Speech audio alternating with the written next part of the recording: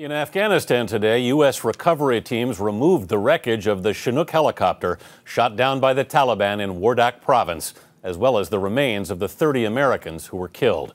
Our national security correspondent David Martin is at the Pentagon tonight with more details about the men who were lost.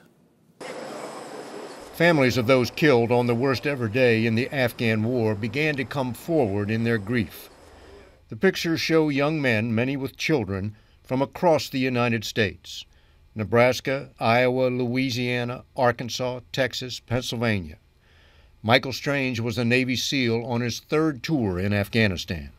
Michael loves protecting our country. Speaking from the family home in Philadelphia, his father was inconsolable over the loss of a local hero who died a long way from home. He loved Philadelphia, North Catholic, Wyoming, Mayfair. And he loves all you guys and all his friends, all the kids who were here yesterday. 22 of the 30 dead were Navy SEALs. Two of them, Lieutenant Commander Jonas Kelsall and Chief Petty Officer Robert Reeves, had actually gone to high school together in Shreveport, Louisiana. The mother of John Brown said her son was the team's medic.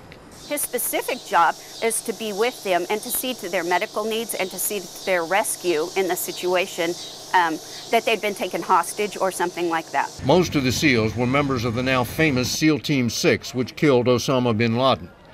None of them had been on that raid, but with their deaths, SEAL Team 6 becomes a symbol of both the triumph and the tragedy of war. It was a night raid into the Tangi Valley west of Kabul. One team had already hit the target, the compound of the local Taliban leader, and called for help from SEAL Team 6. Their Chinook helicopter was apparently hit by a rocket-propelled grenade, although that has yet to be verified by examination of the wreckage. There were no survivors. Later this week, the bodies will be flown to Dover Air Force Base in Delaware, where they will be met by their families, along with the Secretary of Defense, the Chairman of the Joint Chiefs, and possibly the President. Anthony? David, this is a devastating loss. What does it mean for the war effort?